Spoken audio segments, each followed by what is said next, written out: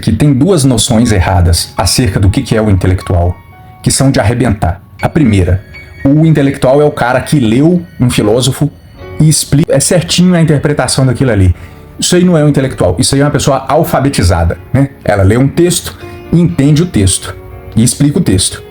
Isso não é intelectual, isso não é filósofo, isso é uma pessoa alfabetizada.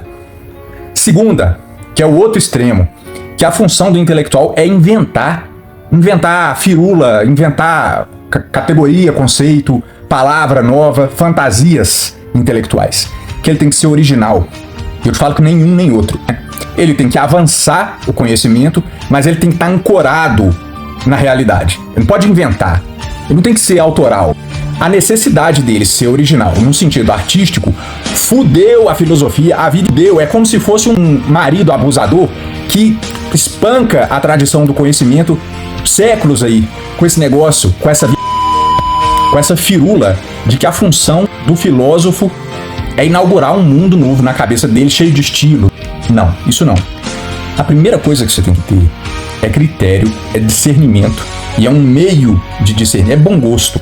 Se você não tiver isso aí, se você não tiver o negócio do sommelier, de saber separar, de ter um talento para separar o joio do trigo, conhecimento de baboseira, nem comece, vai fazer outra coisa. E para tratar disso, eu quero falar de um episódio que aconteceu em 23, que eu vou ler, tá? Vou saber essa porra de cor. Professor José Geraldo dos Santos, ex-reitor da UNB, ele foi chamado a depor na CPI do MST em 23. Aí ele fala uma bobagem enorme, tudo errado do começo ao fim, e como a audiência é mais imbecil que ele, passou batido.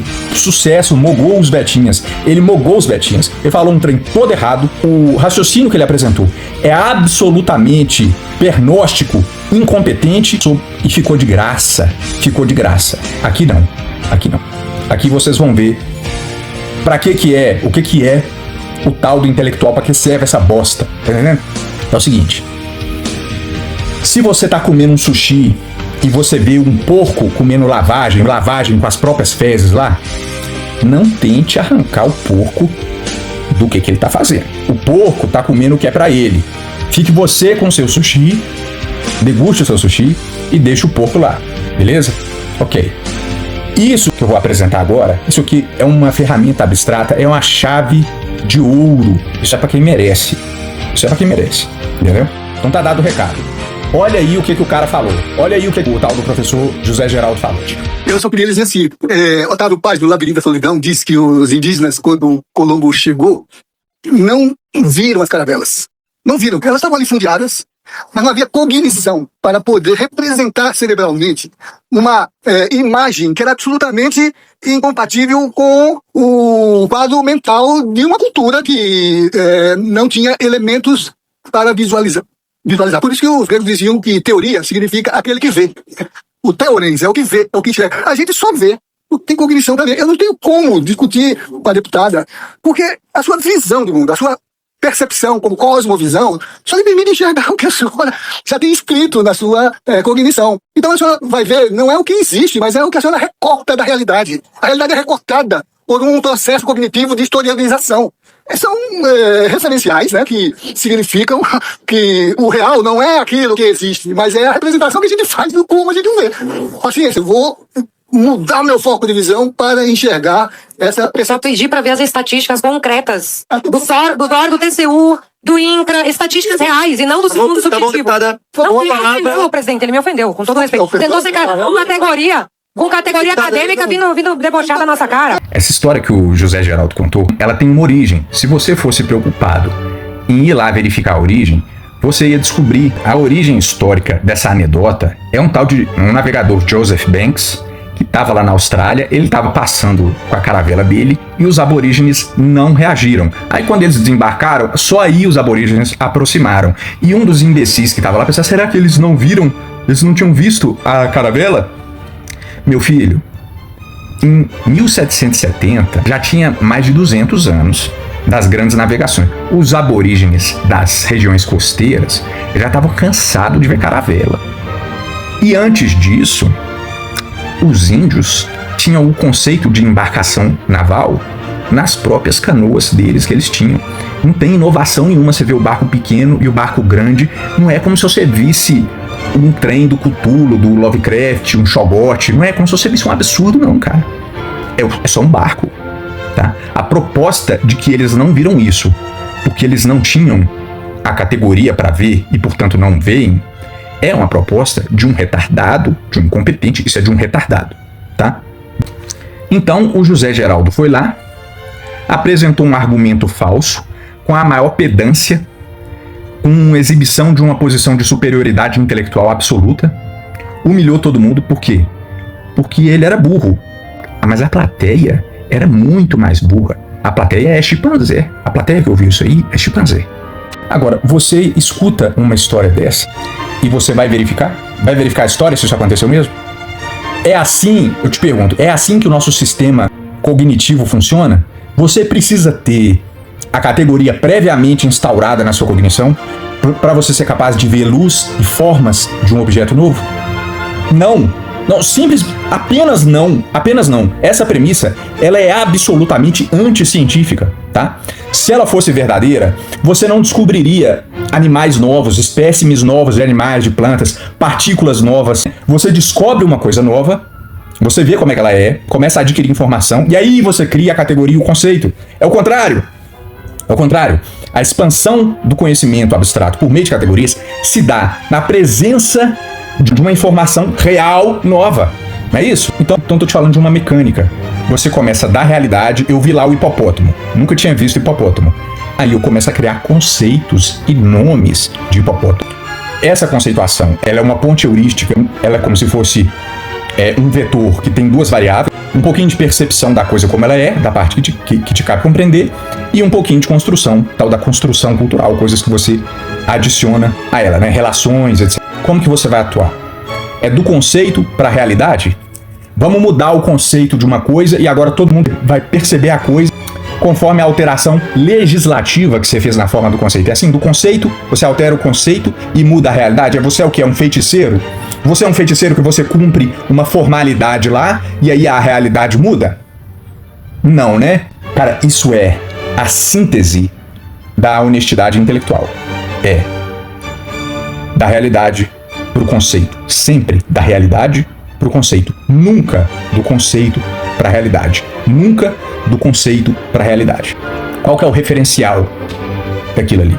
É isso. Essa é a questão. Então, assim, ao medir os conteúdos das pessoas, ao analisar um certo conteúdo teórico, né? O abençoado do homem teórico que fica fabricando conceitos muito impressionantes, muito exóticos, né? Aí ele vai te dar, aquele conceito vai te dar uma visão, assim, uma viagem astral, e você fica impactado com a coisa que ele imaginou, e você não se preocupa se aquilo tem referente objetivo, se aquilo tem algum conteúdo. Você quer saber uma coisa? Hegel, a fenomenologia do espírito, não tem nenhum conteúdo, não está te informando nada. Aqueles processos que o espírito, não sei o que, nada, aquilo é um delírio. E vocês que leram aquilo e se impressionaram, aceitaram, falaram isso aqui, a filosofia válida. Vocês são animais de teta. Vocês tinham que ser declarados inimputáveis.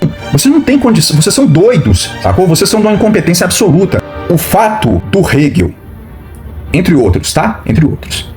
Nós vamos chegar lá. O fato do Hegel ser aceito como parte de um cânone válido que tem que ser examinado. Isso aí é declaração de falência do conceito. Falência. Como a formação superior não é mais para os gênios, não é mais para poucos, é para todo mundo, entra lá a escumalha. E a escumalha tomou o consenso acadêmico. Então, assim, Hegel é aquela roupa mágica do imperador. O imperador tá nu, mas todas as pessoas que são intelectualmente covardes não têm a disposição de ir lá e falar: Hegel não serve de nada. Não serve de nada, meu filho. Se você leu Hegel, você entendeu Hegel, e você está validando Hegel, ou você é um covarde, ou você é uma pessoa que não tem capacidade crítica, pode até ser inteligente, mas não tem capacidade crítica, tá? Ou você é um fingidor, ou você está fingindo. O mais provável é que seja uma boa mistura de tudo isso junto, tá bom? Você acabou de receber uma chave de ouro, tá? Você está cercado de filósofos aí no discurso público, que eles leem lá: eu li Yohama Shihawa e vou te explicar. Eu li Boris Trojkovsky e vou te explicar. aqui você recebeu agora uma chave de ouro. A pergunta que fica é: você tem condições de identificar a presença da parada de verdade? E, em resumo, vão ficar para você 2 contribuições aí. Verifique. Verifique. Quando a pessoa diz, eles não viram, você fala assim, como você sabe disso? Como você sabe disso? Qual é a história? Verifique. Procure saber. Procure saber. Procure saber. Procure saber. E a formulazinha, para você que não tem, que você é místico, você é uma pessoa, é o jovem místico, né? E você precisa de uma orientação, não tem solução, mas vai ficar a fórmula aqui para você se apoiar nela. Aqui, ó. Sempre da realidade para o conceito, nunca do conceito para a realidade. É isso, né? Um dos 7 sábios, o Mison, ele disse isso lá na Grécia, antes do Tales de Mileto. Vocês não conhecem, não, mas ele diz: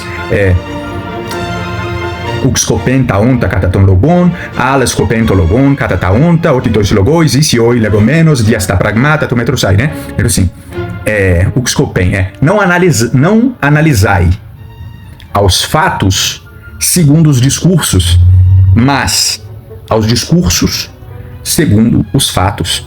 Porque são os discursos que se conformam a descrever a realidade e não o oposto. Para resumir, adaptado, né? Então é isso. Eu vou procurar fazer mais desses conteúdos que são de alta voltagem. E você siga, caso você mereça, você siga. Boa noite.